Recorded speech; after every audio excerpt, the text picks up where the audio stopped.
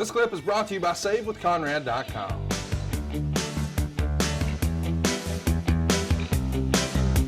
Oh. Hey, Jesus. Are you ready for what's coming up next?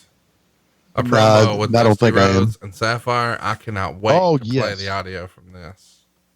You know what we're going to do when we see Dusty on screen? We're going to track it. And here we see back at the Royal Rumble, Bruce Pritchard as Brother Love giving Juanita, aka Saphire, all the shit she can handle. Macho King does a run in. Oh, and Dusty tries to make the save and he gets bumped for his trouble. Oh, double axe handle off the top on the floor. And how about Juanita going for the ride? A little piggyback ride on the Macho King. Bruce pulls her down by her hair. That was hurtful. You see the Ultimate Challenge special this past week, sort of a countdown for WrestleMania. And then you see Sherri on the back of Dusty.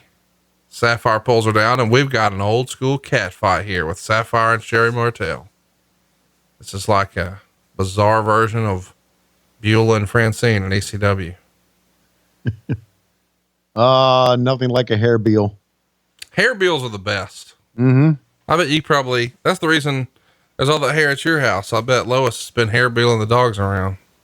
What do you mean you're a liberal? Here we go. Here we go. Track it. Dusty Rhodes, and at his side, not only his manager, but today his tag team partner, Saphire. Oh, no, Daddy, you got that all wrong. This is Sweet Saphire, and this is a common man. And you ain't gonna see no common man.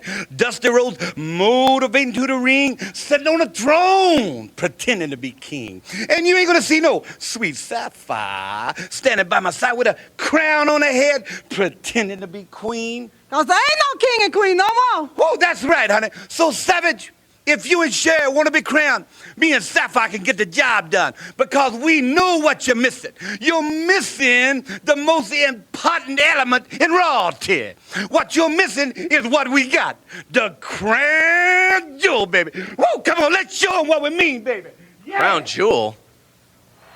I'm not sure what he meant either, Jess. Dusty made everything work.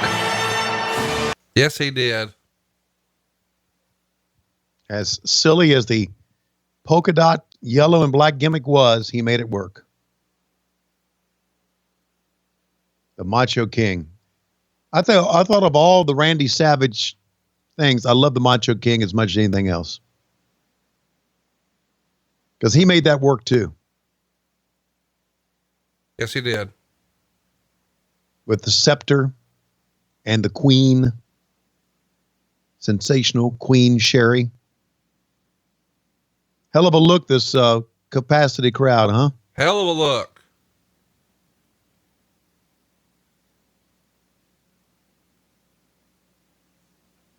Dude, look at that.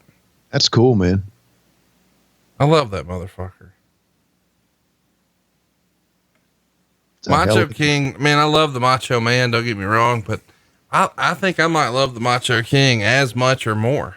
Yeah, I think we're saying the same thing. I've always loved the look of him with the scepter and that crown. He had the coolest crown of them all. Of course, he didn't want the same type of crown everybody else had. He got a custom one. And some bootleggers have started to remake these in recent years. And I think you can get a set that looks identical to what he's sporting there, the crown and the scepter, for like, I don't know, $600 or $700. Mm.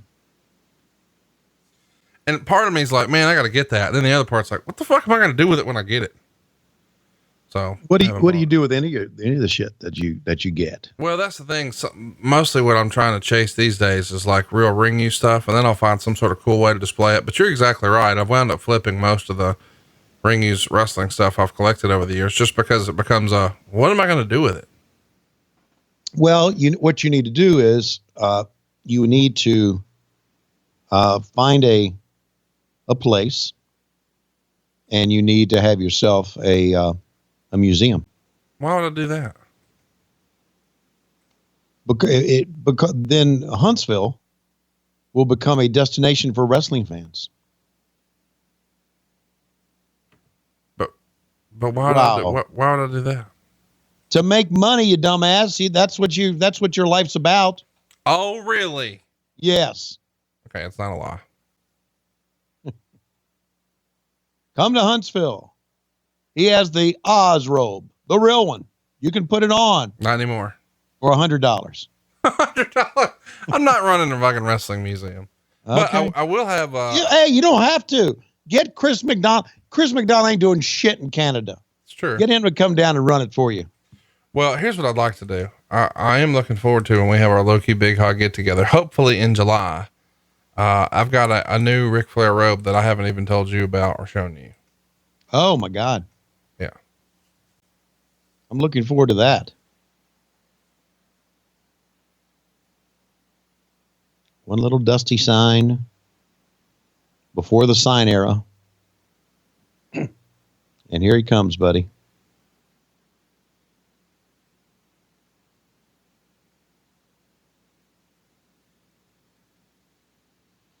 So I think this is a good idea. I know there's a room at the Von Braun Center that they would give you. Why are you saying things like this? Because you're Conrad Thompson. And on this show, and on all your shows, well, on this show, you're Conrad Thompson, shit disturber. On your other shows, you're Conrad Thompson, contrarian. But in Huntsville, you're Conrad fucking Thompson. I've never said anything like that. No, I know you haven't. You don't have to. It's what you call common knowledge. Speaking of common knowledge, how about the common man here? I'm going to track it. Track it. A lot of scores to be settled here. Dusty just chased the Macho King right out of there. Stop the music! Stop the music! Uh-oh. Oh, yeah!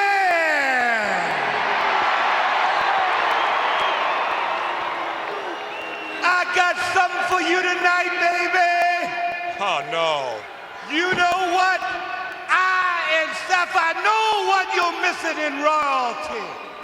We know what you don't got, and we got. We got the crab jewel. The First Lady of the World Wrestling Federation, Miss Elizabeth! Elizabeth! What?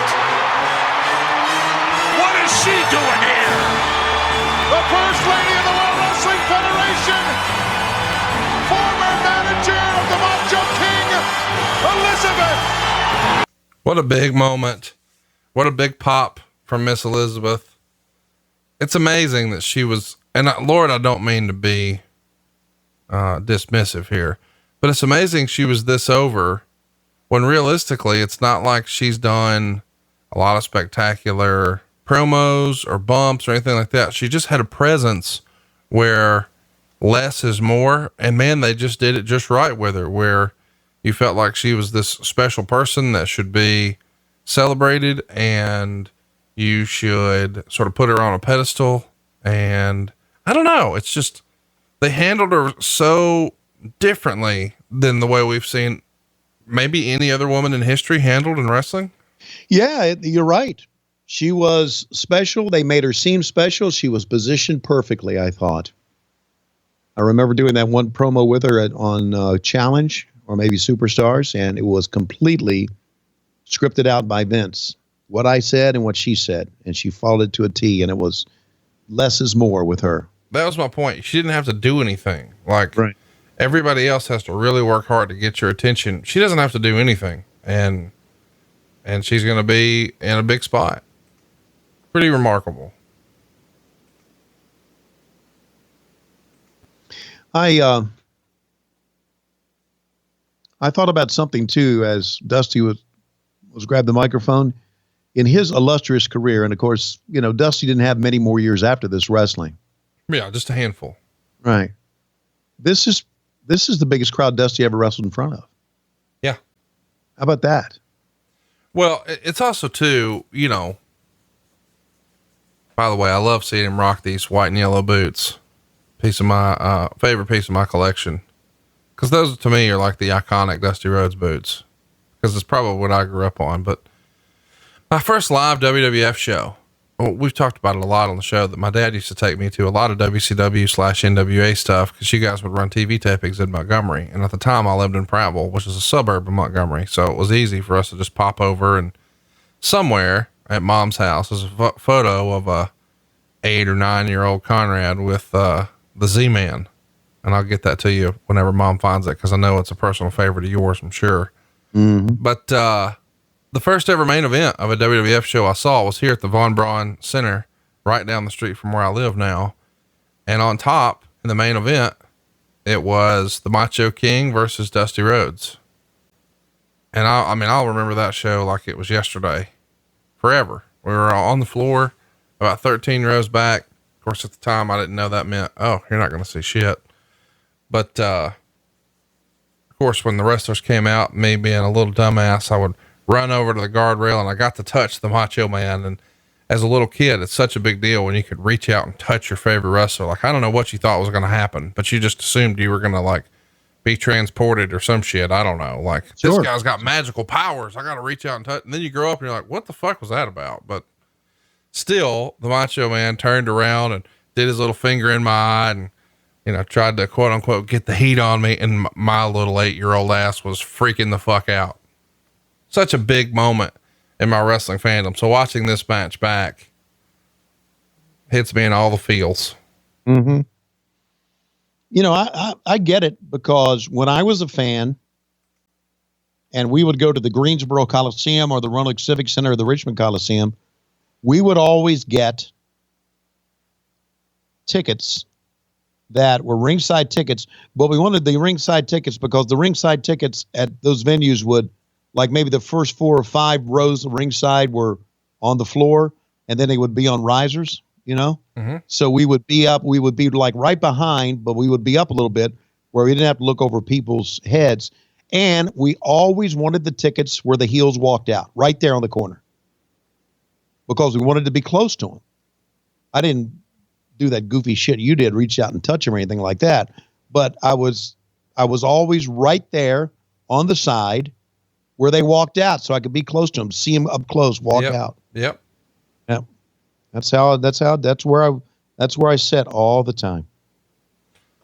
Let's talk a little bit about the Macho Man. What a fucking run he had. You talked about this is the biggest crowd that Dusty worked in front of. And by the way, what a cool way to sort of wind down your career working with the Macho Man at WrestleMania. Sure. But the Macho Man, he'd been on such a tear. WrestleMania 2, he was in a big feud. And of course, Miss Elizabeth is right in the center of that, but he's working against George the Animal Steel. But then you want to talk about turning the volume up. WrestleMania 3, it's him against Ricky the Dragon Steamboat, and arguably the greatest Intercontinental title match ever. Certainly the best WrestleMania match at that point ever. They just tore it up. WrestleMania 4, he's going to win the world title and be celebrating at the end of the pay-per-view in the ring, posing with Hulk Hogan. WrestleMania 5, he's on top working with Hulk Hogan. WrestleMania 6, he's working with Dusty Rhodes here. WrestleMania 7, it's a retirement match with the Ultimate Warrior. WrestleMania 8, it's the world title match versus Ric Flair. Unbelievable run that the Macho Man had. For whatever reason, he always found himself in a very, very good spot at WrestleMania. And that's because of a couple of things. Number 1, he could work. Number 2, he could do a promo. And number 3, he was always a pro. He was always dressed, ready to go. He did whatever they asked of him. I know because I think I've said this before on this podcast. When we would get there to do interviews that day, and there was a lot of interviews going on in the backstage area. They had pre-tapes. They had English 1, English 2, International 1, International 2. They had like 5 interview sets in the back. And you wanted the guys to get there and get in their gimmicks. You never had to ask Randy to do that. He was always ready to go. He was a professional of the utmost. And so that's why he got the run. I mean, you obviously had to be able to do it, but the scepter. Boy, he's going to crack that motherfucker over the Ultimate Warrior's head in a big way one day. All this stuff, this is my shit, man. This is my timeline. Who's the one that wanted the time codes? What's his name? Dwayne. Hey, Dwayne. 137, 138.01, 138.03, 138.04, fucker. Oh, you want something from me? All right, here it is, you fucker. Oh, gonna Sherri ain't gonna knock a double coconut for the Macho Man. You could do that with Sherri, man.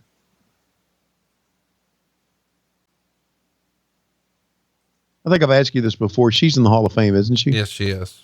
Thank God. She deserves it. You damn right she does. You deserve it too, buddy. Please stop that. Why? Please stop that. You're going in. I'm going in. Watch out. I hope they do a AEW Hall of Fame and you and JR go in first.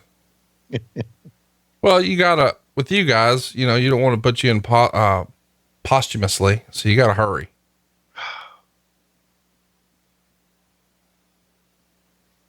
What?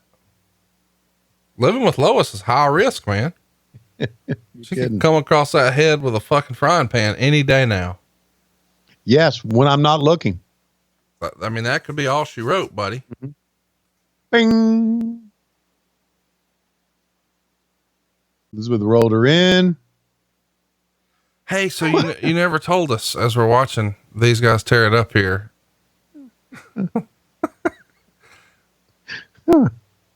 That's some funny shit going on in the ring right now. There you go. School boiler. Whoa. 1, 2, 3. One of the fans erupted on that one, didn't they? They were ready for it. Wow. All right. What kind of dumbass story were you getting ready to tell? Well, you've teased us, but you haven't told us, what's your beat off routine? I ain't got one. What do you mean? I'm an old man. You don't do that shit anymore. Okay. Well, back when you were whacking and jacking and you were hanging and banging in Venice Beach, brother, were you firing off into a tissue, paper towel? You have I can't. It's been so long ago. I can't remember. I got to tell you, I felt like you really did a little life hack when you would start with the Yoo-hoo, chug the Yoo-hoo, watching the old Pornhub. And then when you see that somebody's about to hit their finish on Whitney, you just pew, pew, right into the cup. No fuss, no muss. Is that what it sounds like? Pew, pew. I figure it does with you. Just because you like sci-fi or whatever. And so they don't have like bullets in space. It's like laser guns. You got the Macho Man got the crown back on. Of course he does. See? A pro, man. How about Elizabeth dancing? You think Juanita could make some good biscuits back in the day? Juanita could cook, I'm going to tell you. Nice lady. You got any good Juanita stories? I forget that you knew her. I have none. Cool. Thanks, man. You're welcome. I can make them up if you want. Well, that's what I was hoping for. Okay. One time she cooked me biscuits in the back. We had some honey and we had some blackberry jam and we had real butter. Had a whole plate of them. She cooked them for me. Man, and that was awesome. I said, you got any orange juice for that? She said, orange juice? We don't drink no freaking orange. Hey, it's Conrad Thompson. Thanks for checking out the podcast here on YouTube. Be sure to hit the subscribe button and the notifications bell so you get a notice anytime we upload some new content. And go save yourself some money right now. If you're in a 30-year loan or you have credit card debt, it's not a matter of if I can save you money. It's a matter of how much. Find out right now for free at SaveWithConrad.com.